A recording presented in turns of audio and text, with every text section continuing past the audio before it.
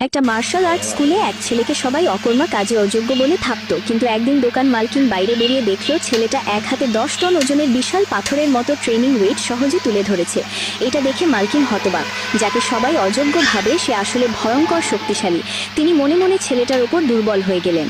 ঠিক সেই সময় এক শিষ্য দৌড়ে এসে খবর দিল, পাহাড়দার মার্শাল আর্ট স্কুল আমাদের দখল করতে এসেছে। গুরু চিন্তায় পড়ে গেলেন, কিন্তু সব শিষ্য ভয় পেয়ে লুকিয়ে রইল।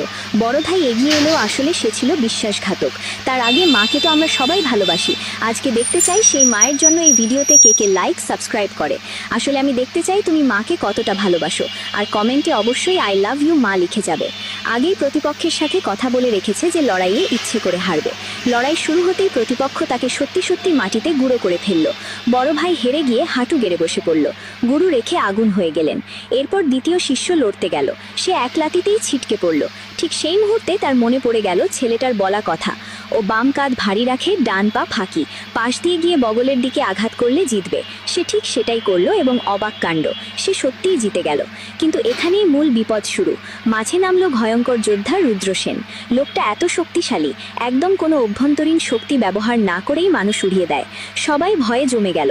রুদ্রসেন বলল, কে আসবে? যে আসবে সে মরবেই। ধনী মহিলা তখন ছেলেটার কাছে সাহায্য চাইলেন।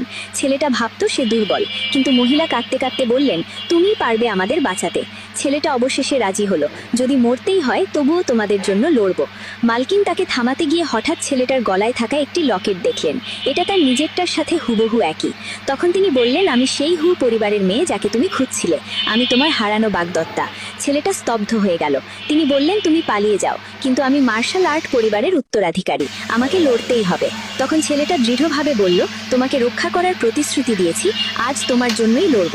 এবং সেই রুদ্রসেনের সামনে দাঁড়িয়ে বলল, এটাই আমার প্রকৃত যুদ্ধের